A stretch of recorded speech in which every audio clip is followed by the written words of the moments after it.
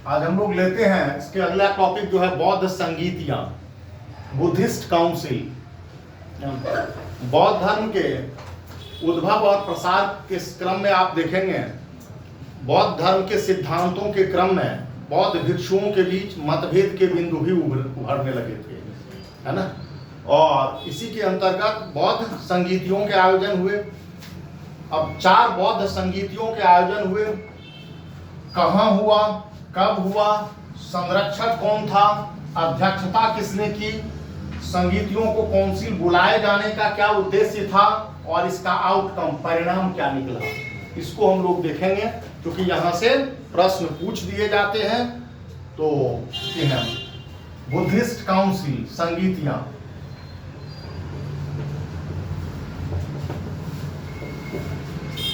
स्थान, किस स्थान पर,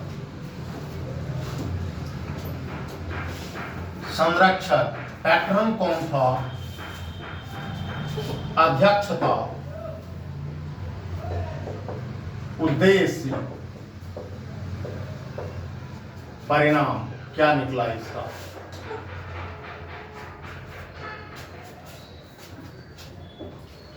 तो प्रथम बौद्ध संगीत का आयोजन बुद्ध के मृत्यु के पश्चात ही हुआ था। प्रथम बौद्ध संगीत, इस स्थान को वैसे ये राजगृह कहलाती है, लेकिन कई बार अगर राजगृह ऑप्शन नहीं भी दिया जाए और सप्तपर्णी गुफा दे दिया जाए तो वो भी सही है। राजगृह के निकट ही सप्तपर्णी गुफा। एक समय भी ले सकते हैं इसको, हम तो समय लेंगे, समय स्थान। हाँ, तो समय के अंतर्गत 483 BC, Isa 483 BC, just immediate after the death of Buddha, Buddha के मृत्यु के पश्चात, मृत्यु के ठीक बाद स्थान क्या था इसका, तो सप्तपर्णी गुफा। हाँ, सप्तपर्णी गुफा और राजगृह। संरक्षक शासक उस समय काल में राजगृह मगध का शासक अजातशत्रु, मगध का शासक कौन था, अजातशत्रु। और अध्यक्षता की थी महाकश्यप ने।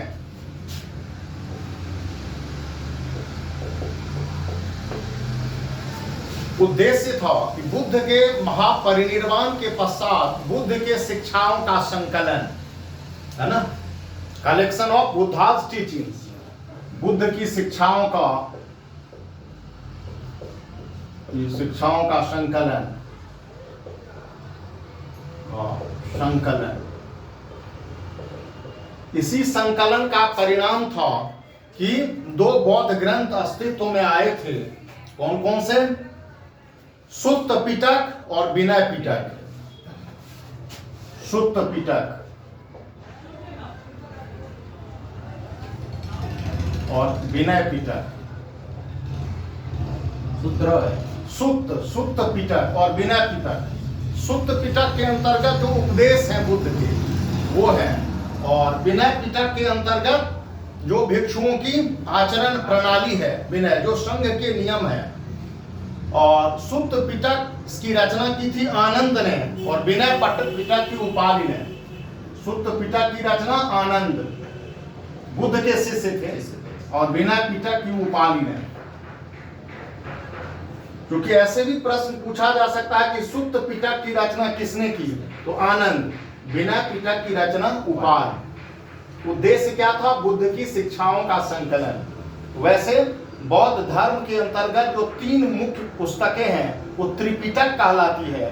त्रिपिटक में सुत्त पिटक, विनय पिटक और अभिधम्म पिटक। तो अभिधम्म पिटक की रचना बाद में हुई।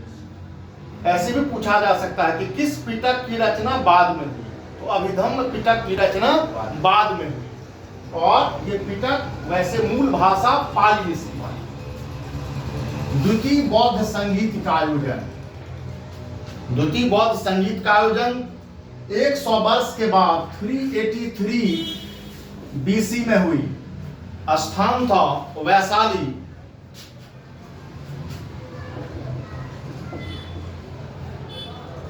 संरक्षक शासक कालाशोक। और अध्यक्षता की थी सब्बकामी।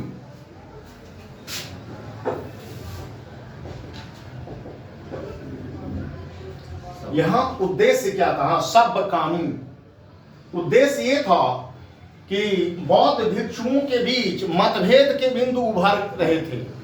बुद्ध की शिक्षाओं के संदर्भ में पूर्व के बौद्ध भिक्षु, जैसे वज्जी क्षेत्र के, पाटलिपुत्र क्षेत्र के जो बौद्ध भिक्षु थे, और इधर अवंती और कौशाम्बी के जो बौद्ध भिक्षु थे, दोनों के बीच में मतभेद के बिंदु सामने आ रहे थे।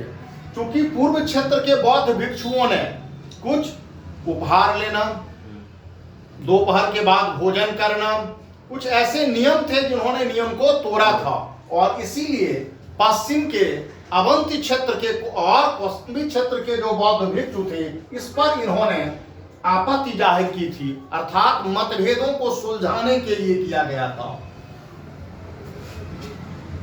तो वज्जी एवं पाटलिपुत्र के बौद्ध भिक्षुओं तथा अवंती एवं कौशल के भिक्षुओं के बीच मतभेद को दूर करना,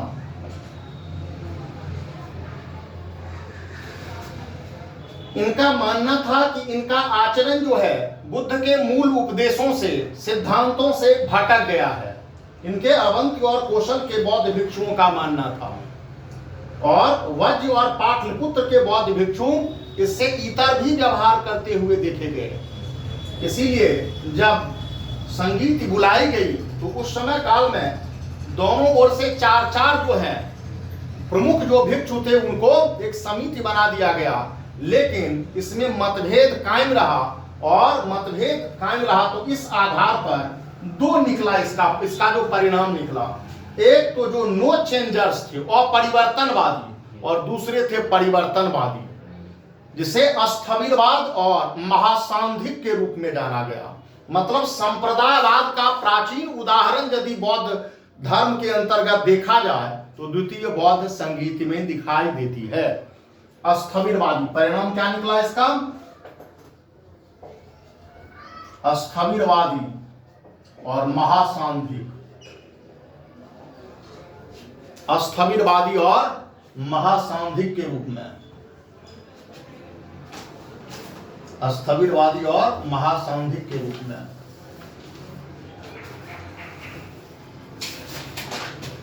दो संप्रदाय निकले। हाँ, दो संप्रदाय, स्थविरवादी और महासांधिक के रूप में।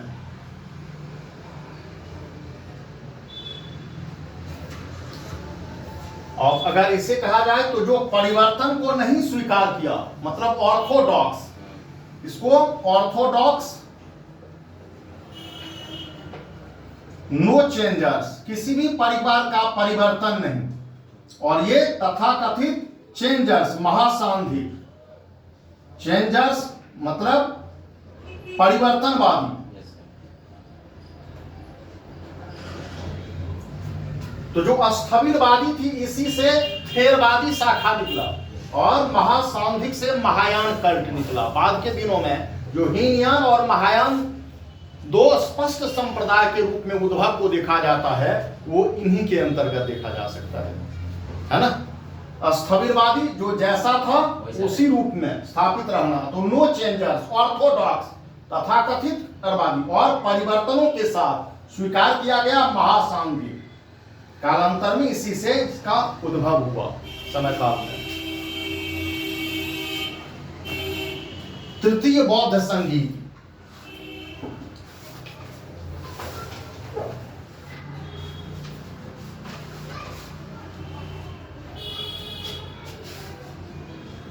तृतीय बौद्ध संगीत का आयोजन अशोक के समय काल में हुआ था, है ना, 237 BC। कहीं कहीं पार्ट 250 भी बीसी दिखाई देता है, और इसका आयोजन हुआ था पाटलिपुत्र में। संरक्षक अशोक, ये भी मगध के शासक, ये भी मगध के शासक, ये भी मगध के शासक, मौर्य वंश। हाँ,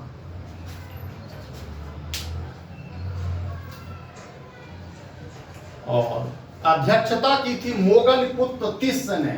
इसको हटा देता हूं फिर से, होगा मोगल पुत्र तिस्य।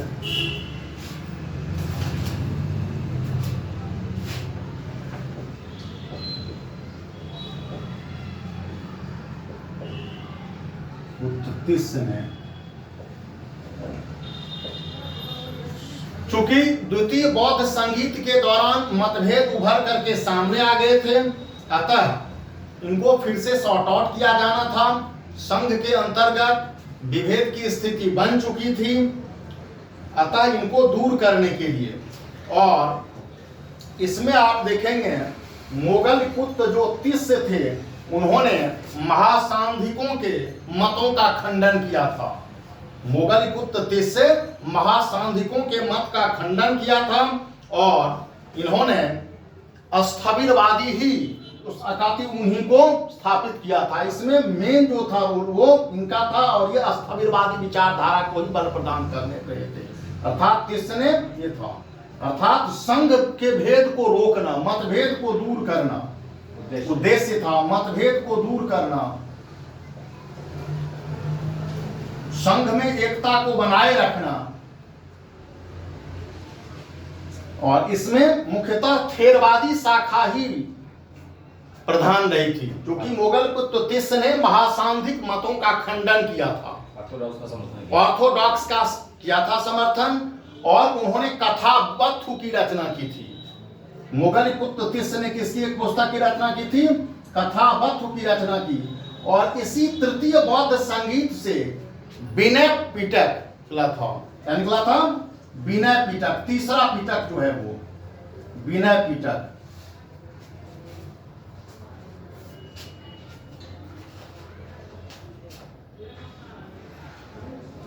सॉरी, ये अभिधम्म पिटक था ना?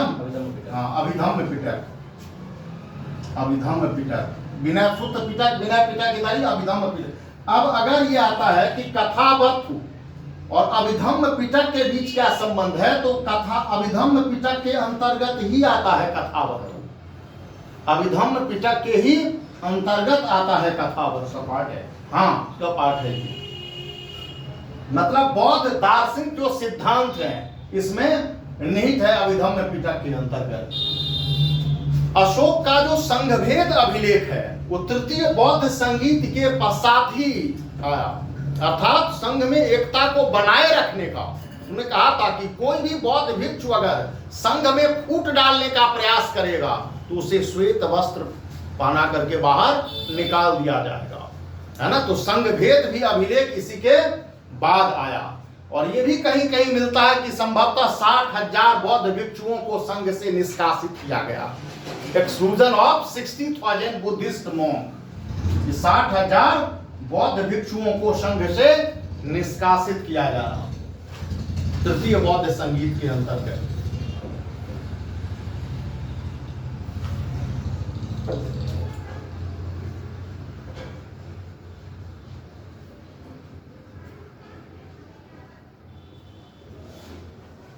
और अशोक ने कई दिशाओं में बौद्ध धर्म के प्रचार के लिए मिशनरियों को भी भेजा था, है ना।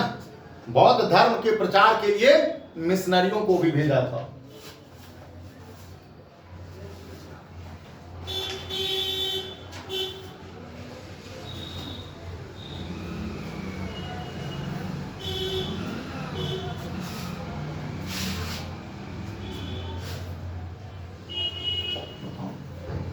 ये 78 AD में, यानी आपको 100 AD मिलता है। ये स्थान इसका कुंडलवन कश्मीर,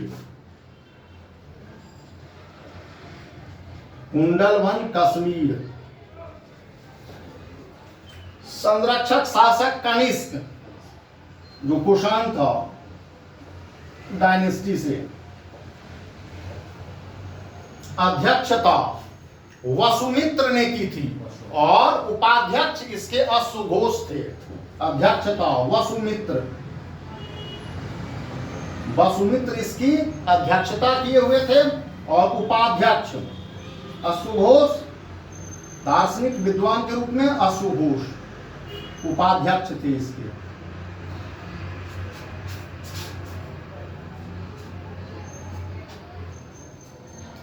यहां भी उद्देश्य क्या था? वैचारिक मतभेद को दूर करना। चूंकि अशोक ने यहां पर रोक लगा दी थी, है ना, जो कोई भी संघ भेद का प्रयास करेगा उसे श्वेत वस्त्र पहनाकर बाहर निकाल दिया जाएगा।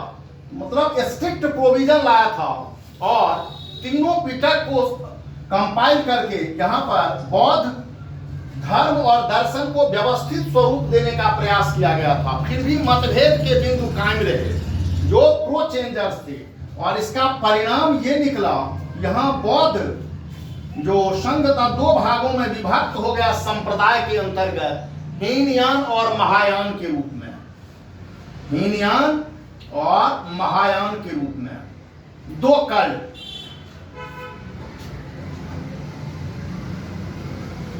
हीनयान और महायान के रूप में। इसी में तीनों पिटकों पर भाष्य की रचना हुई। चतुर्थ बौद्ध संगीत का परिणाम यह निकला कि तीनों पिटकों पर कमेंट्री भाष्य की रचना हुई जो विभाषा शास्त्र कहलाती है। ये तीनों पिटकों पर भाष्य की रचना हुई।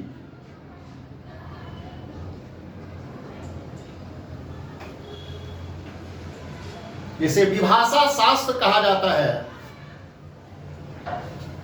और इसमें पाली के स्थान पर अब तक पाली भाषा ही, है ना, प्रमुख रूप से धर्म के लेखन के लिए और प्रचार प्रसार के लिए अब संस्कृत भाषा पर बल दिया गया। संस्कृत भाषा में क्या हो गई? संस्कृत भाषा पर बल दिया गया चतुर्थ बौद्ध संगीत के पश्चात।